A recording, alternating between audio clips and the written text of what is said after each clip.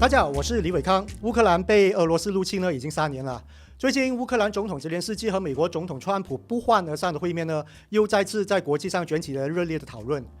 随之，川普在昨天宣布停止对乌克兰的军事援助加上今天泽连斯基答应了签署和美国的矿产协议，时局的快速变化呢，让人目不暇接。然后今天呢，又是一集主持人比来宾紧张的访问因为今天在录影室这里呢，我们邀请到了乌克兰驻马来西亚大使来到我们的节目。I'm so proud to welcome His Excellency Mr. Denis, Charge the Afraid of the Ukrainian Embassy in Malaysia, to our podcast. Welcome, Mr. Ambassador. Thank you for having me. Here, thank you for the opportunity to address your audience. And I once again want to thank the Malaysian Chinese, who are the biggest supporters of Ukraine and our fight in this country. Thank you so much. Yes, actually, I'm so glad that you accept my invitation. I never think that happened, but now you're here, so I feel so proud. So that I think before we start, I just ask a question from my personal question. What do you think about that meeting? Were you able to do something if you're on the spot? Definitely not, because those meetings are planned in advance and it's usually should go according to the protocol. This one went a little bit wild from both sides, so it was not ended like it was planned. My president made a long trip to sign an agreement on the strategic materials and investments from the United States, and as far as I understand, he just stated in X social media that Ukraine is ready to sign this agreement in the format which will be mutually agreed. So I don't think that this is something which will damage our relations with the United States constantly. All right. How's the people respond? I mean, the Ukrainian people, how they respond about that meeting? It's not only about that meeting, but we are the country and the nation who is fighting back the much bigger adversary, much bigger enemy who tries to destroy our nation for 11 years now and 3 years since the beginning of the full-scale invasion. So the more pressure is on us, the more resilient we are, and the more stand fast and committed to protect our interests and the cause we are fighting for. In the Trump's administration, there are actually some news say that they are coming, the news from the speaker or his advisor, that they're willing to choose someone to able to communicate. Means they are asking for the resignation of your president. So, my question is, how hard on this time to get the election go through? Is that possible on your view of perspective? Definitely not. It's directly against the Ukrainian laws and the laws of majority of European countries, actually, who does not take elections and voting during the wartime.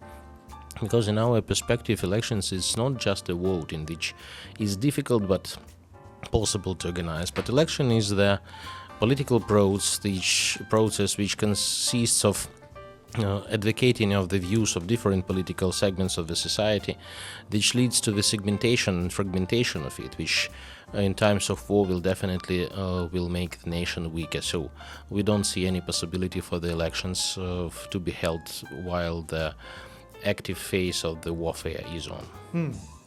And how long it take when the peace come to get a new election, to get the next election? If there will be a ceasefire, the Central Electoral Committee will announce the preparation for the elections.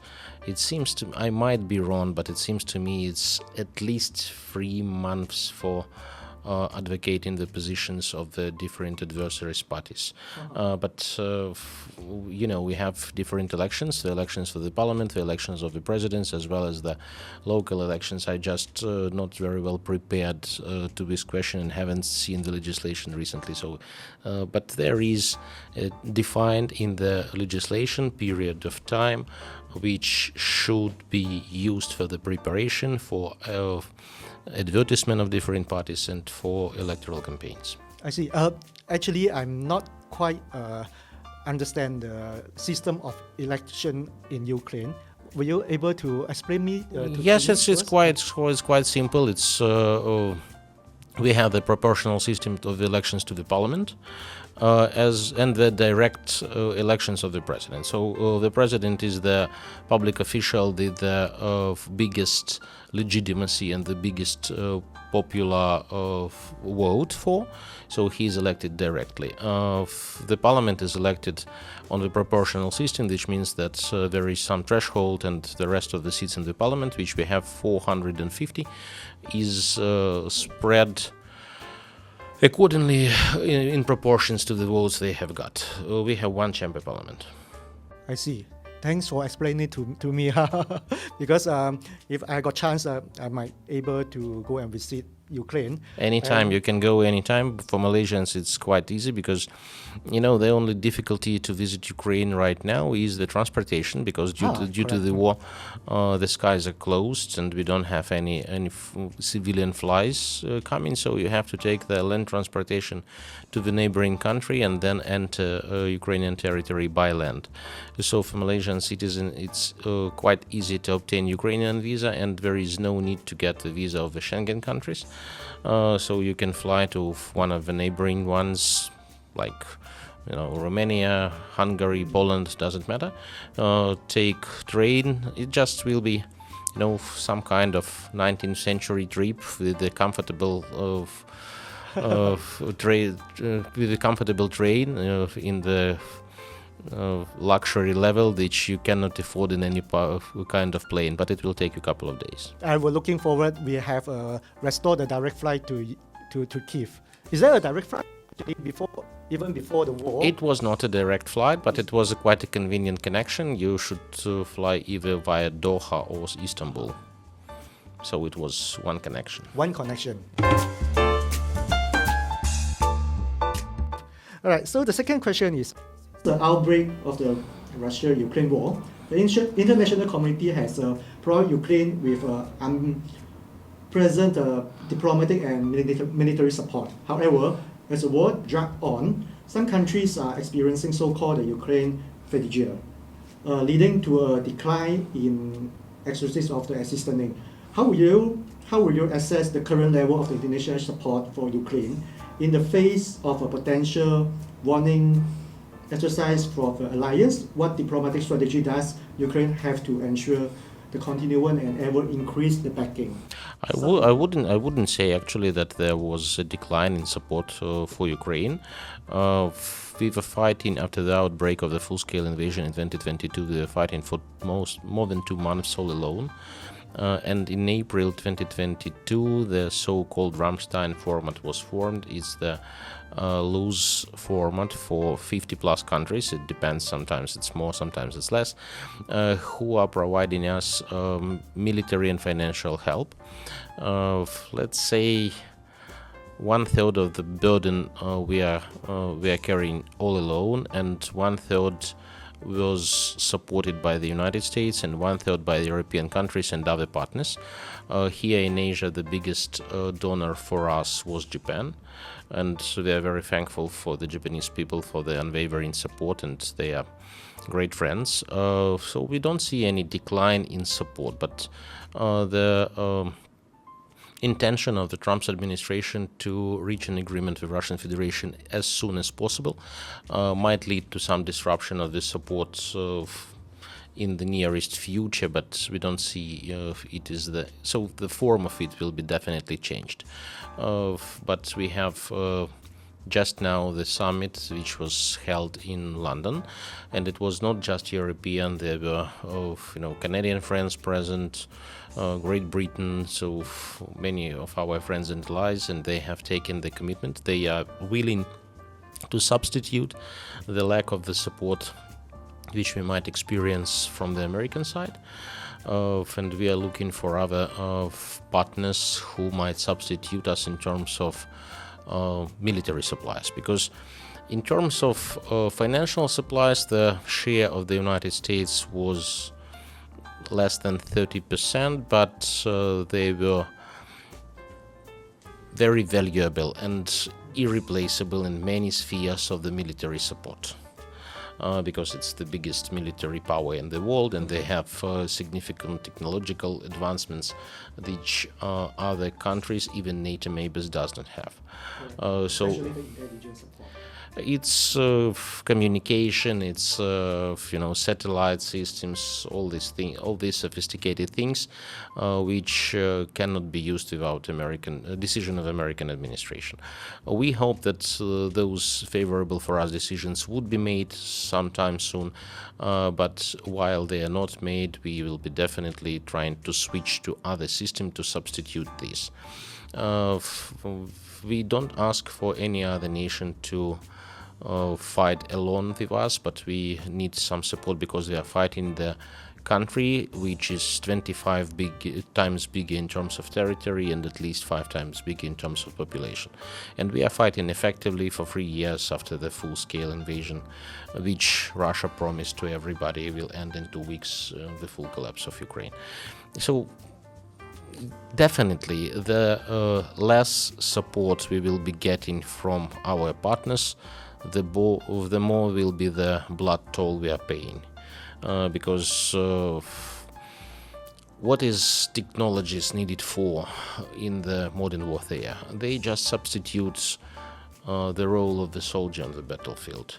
You can send a drone somewhere to make a reconnaissance, or you can destroy the enemy tank which is coming not on the range of 20 kilometers or something, not necessarily needed to encounter it with the anti-missile rocket like it was even 3 years ago. And we are doing quite well here because more than 40% already of the weapons we are using on the battlefield is domestically made. Since the invasion of Yes, we have boosted the quantity of the production. within 3 years. Yes, definitely there is a room for improvement, but under the constant bombardment and the disrupted supply chains, it's a little bit difficult. But we are thankful very much for our European partners, especially to those who, like Denmark, are financing the production of the weapons within Ukraine.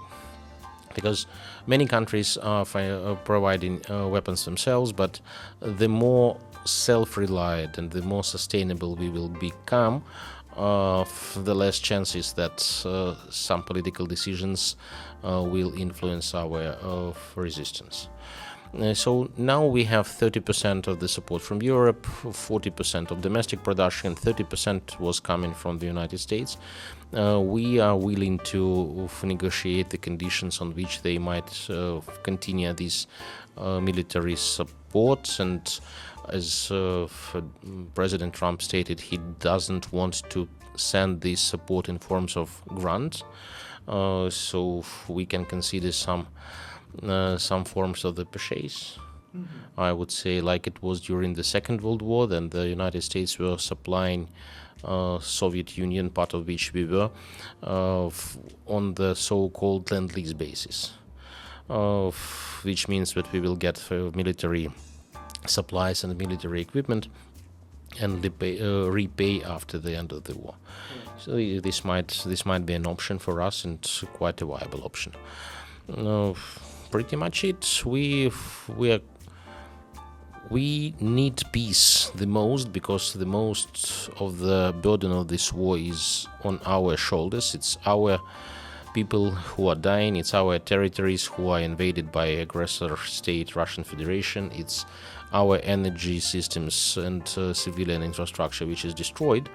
But we don't need peace on any cost. We will not surrender. We haven't surrendered on the 2022, then we were fighting all alone, and we will not surrender right now. So what we need is a just and fair peace where the security guarantees are given to Ukraine, and it will prevent the invasion in the nearest future. We also think that as we are part of Europe, and Europe is one of our biggest friends and biggest allies, the voice of Europe should be considered, and the peace agreement which might be reached after the ending this war might be some form of the European security system. So, but everything should be discussed, and as my president just told this night, we are ready to participate in negotiations, and we are more than thankful for the Trump's administration for taking lead in these efforts, and we are looking forward to participating them to reach the just and fair peace. Talking about that, President Zelensky, he mentioned in a meeting that since the invasion, they are alone. So what he means that Ukraine is alone, since so much of a partner. In the very beginning of the full-scale invasion in February 2022, there was no help and support given immediately. We are very thankful for our European partners who opened the borders for our refugees, who helped our civilians, all these things. But even the embassies of foreign countries were either even taken from the country or taken to the western parts of our country. And we were fighting with our own capacities, with what we had on our military deposits in our arsenals for more than 2 months.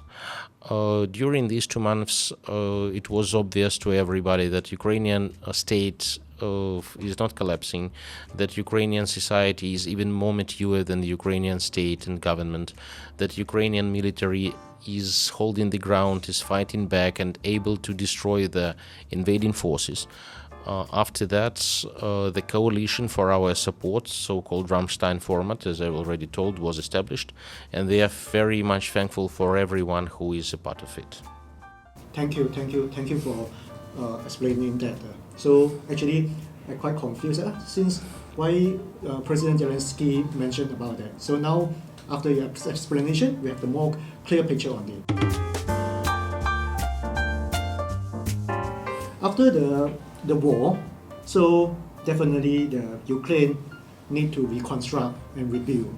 And then what is your government route path in order to rebuild the country, rebuild the nation?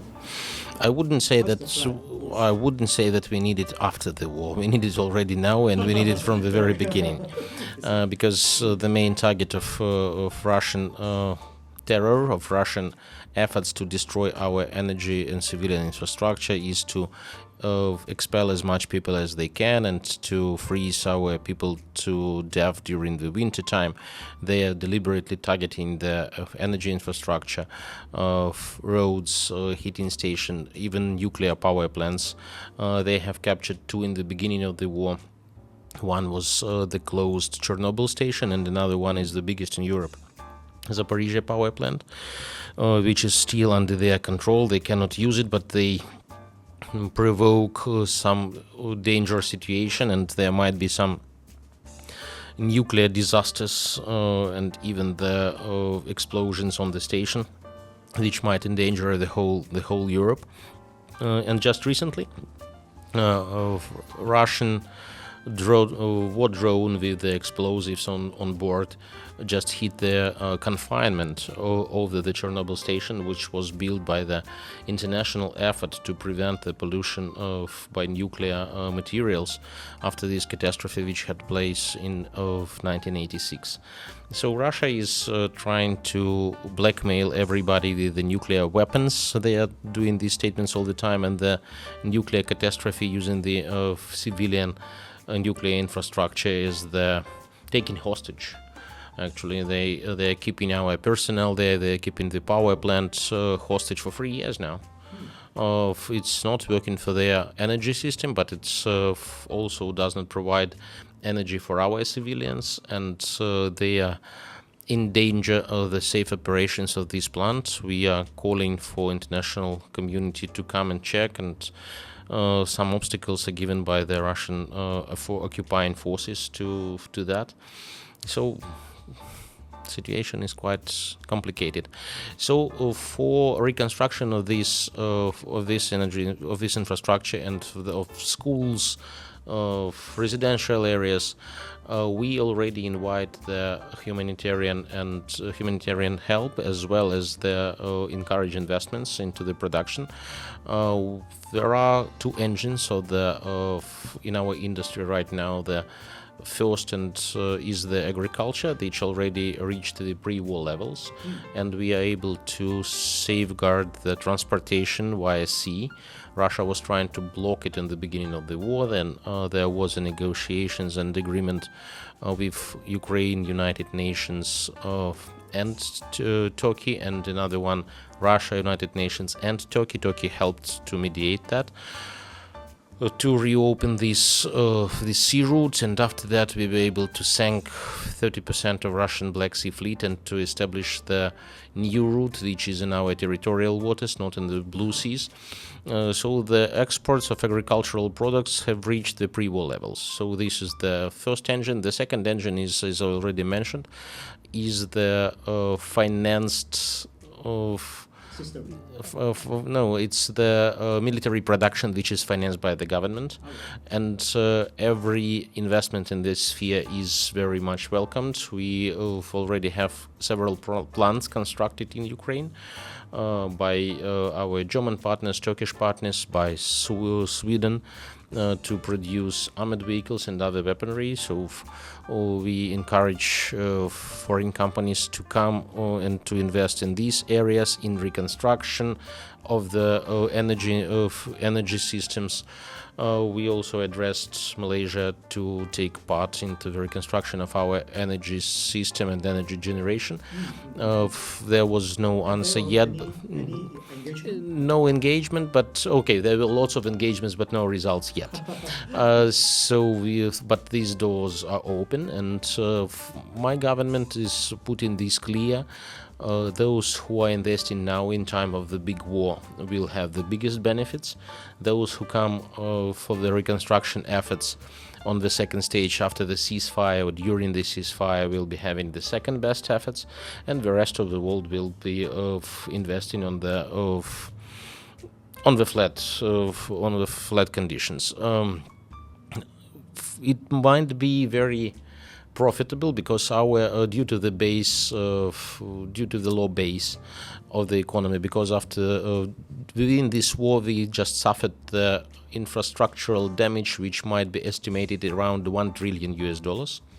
Yes, we are a big country and the damage is significant as well. As of now, we have accumulated the commitments from the international community for $300 billion, which is approximately 30% of needed amount, but it's already significant lump sum. It seems to me that it should be another conference this summer. The conference of the investors for reconstruction. There was a governmental plan, so-called fast recovery plan, which was imposed in the late 2022. It's on place. The government is working very closely with the companies who will to invest in these harsh conditions, and the governmental support and governmental guarantees are given to those who are willing to invest right now. So the doors are open. We have lots of support from our neighbors, from European countries. They have lots of support and investment from Japan. They are very thankful for that, especially in these areas of the water supply, water cleaning, electricity, diverse electricity grids. Because before the war we had all the production of electricity, but it was concentrated on the big power plants, which appeared to be the easy targets for the military attacks. So on our reconstruction effort, we will be definitely looking forward to more dispersed systems to be maybe less efficient but more resilient.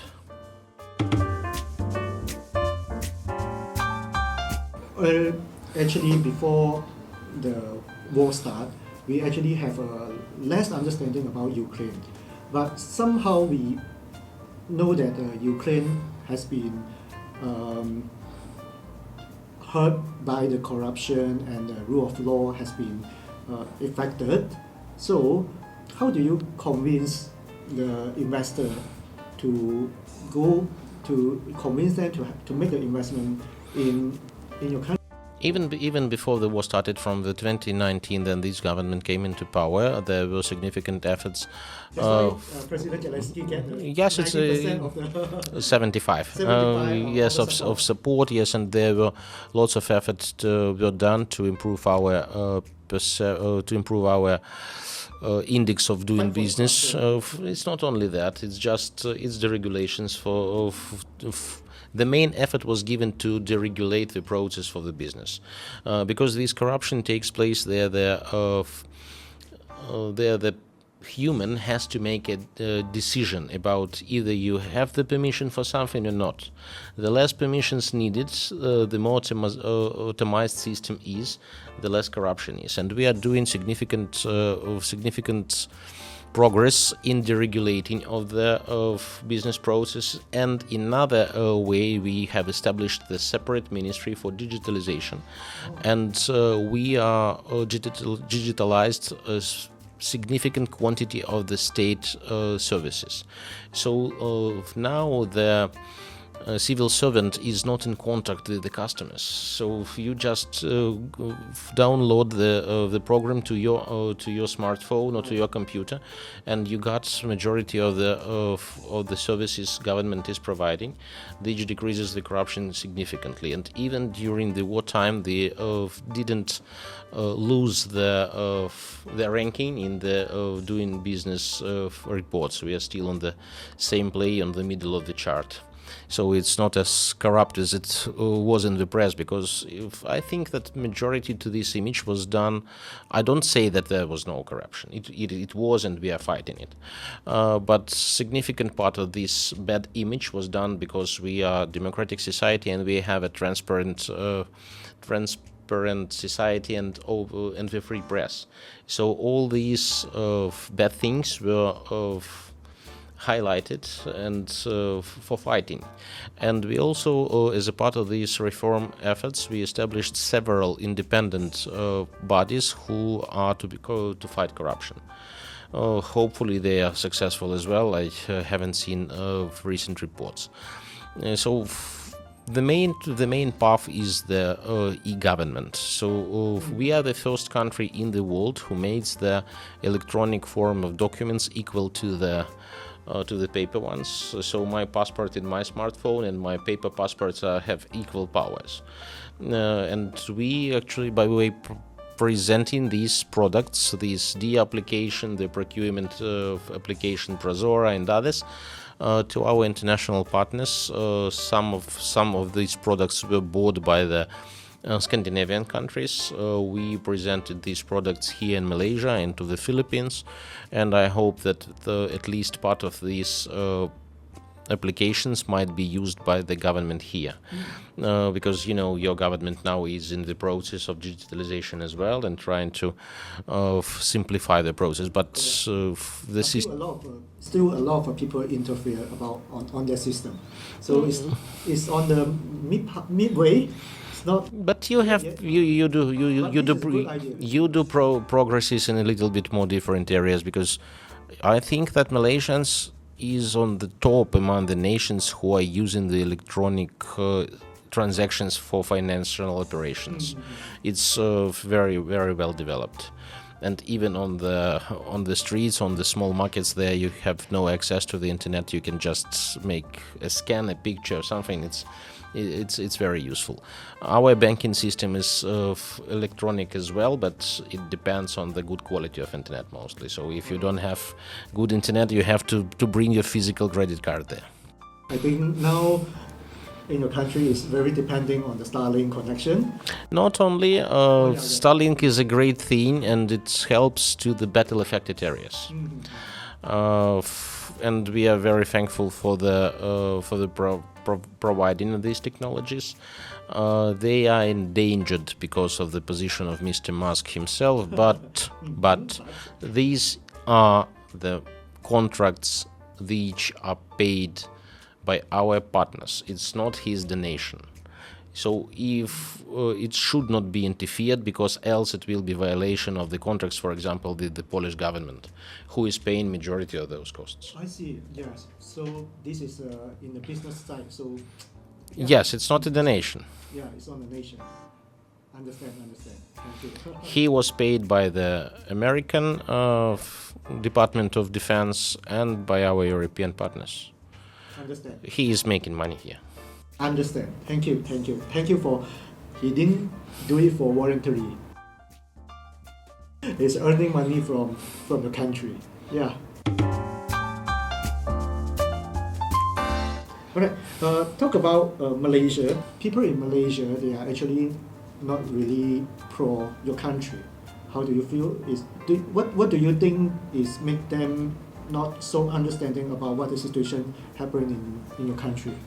I've seen the polls, and yes, majority of the Malay population are in support of the Russian Federation, unfortunately. But I think it's due to the and due to the traditional support for the strong hand in Asia.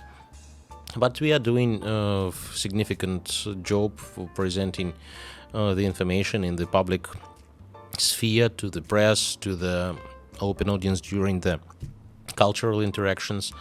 And the postcards as well, so I consider podcast as a form of electronic media, and we are very thankful for the support of the media here, as well as the Ministry of Culture, who are helping us to arrange the cultural interactions and cultural performances together with the Malay folk bands, and we were bringing our folk scene because between our Independence Days is only 1 week, so for our Independence Days is 24th of August and yours is 31 of August, and we were due to the help of the Ministry of Culture, we were able to arrange the cultural performances devoted to those days.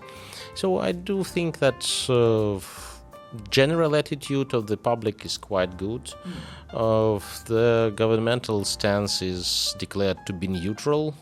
We would definitely be more happy if it will be more neutral, but we'll see how it will work. On my investigation is that because a lot of Malay, they are actually don't like the US, so whatever US support, they will decline it. So recent developments might help us with the support from Malik. Correct. By the way, because speaking frankly, we are thankful for every country who has given us support, and it doesn't mean that our interests coincide for 100%.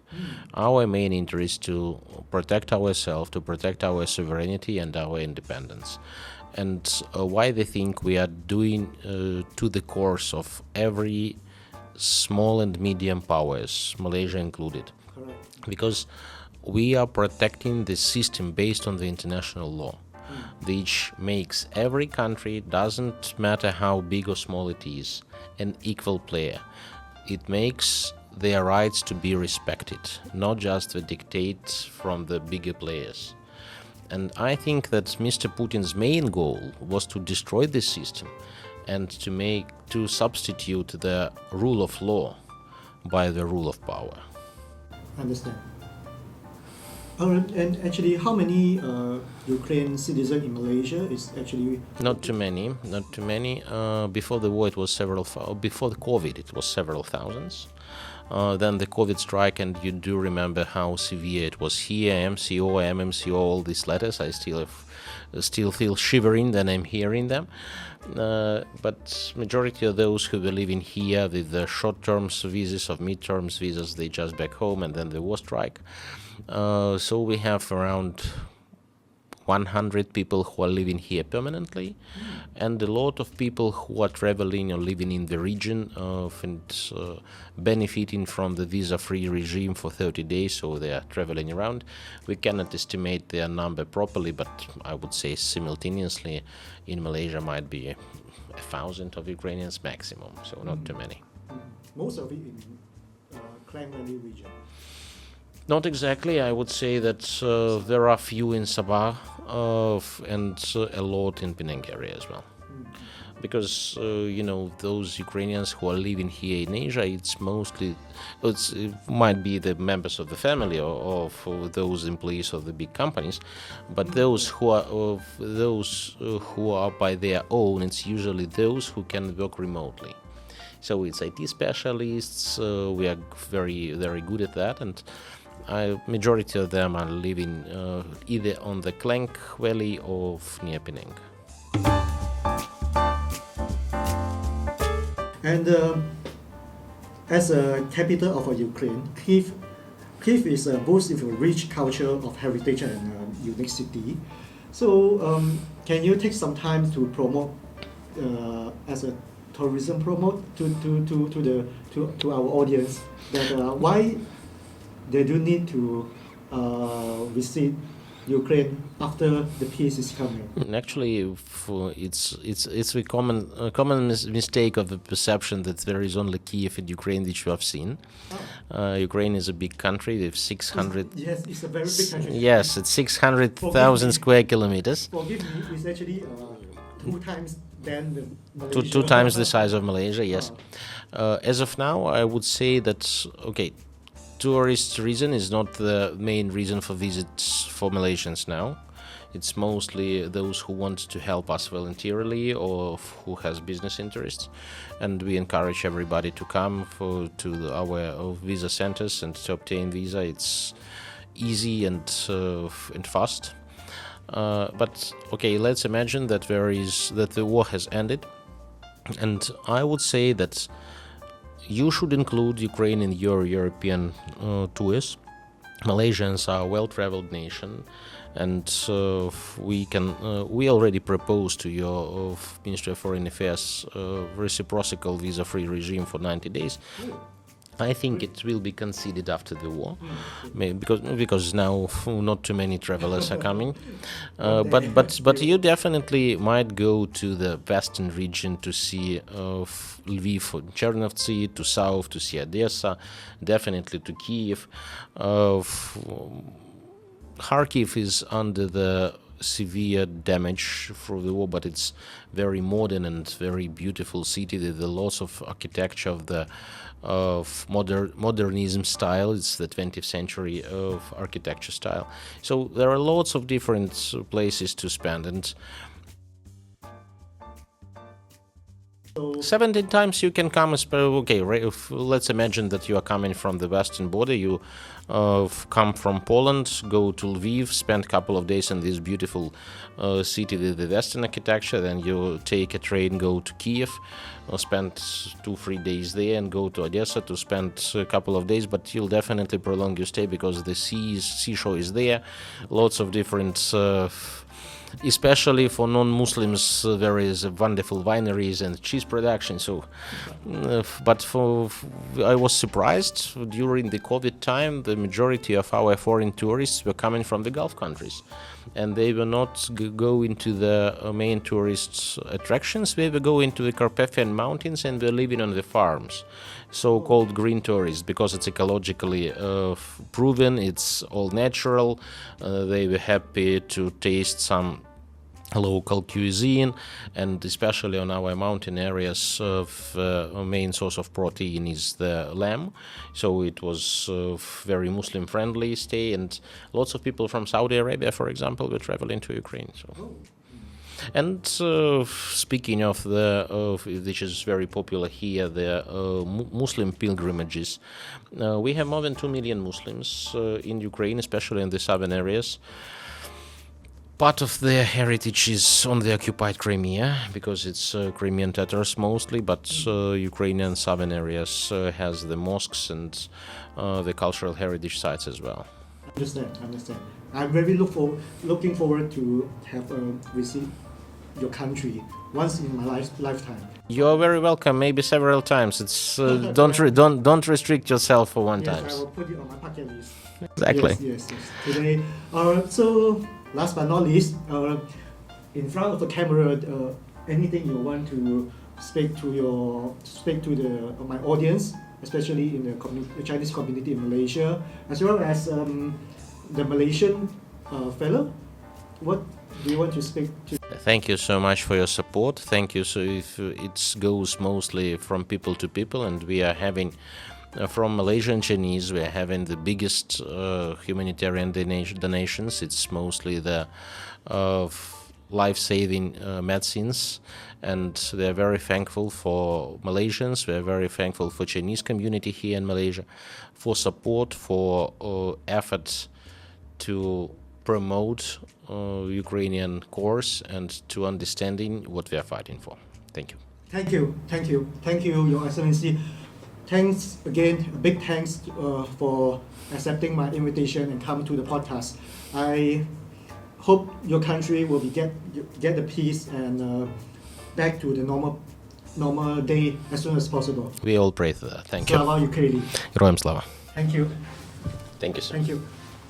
好，那今天的访谈呢就到这里为止了。如果你喜欢今天的影片的话，请记得按 like 分享，还有去订阅我的频道。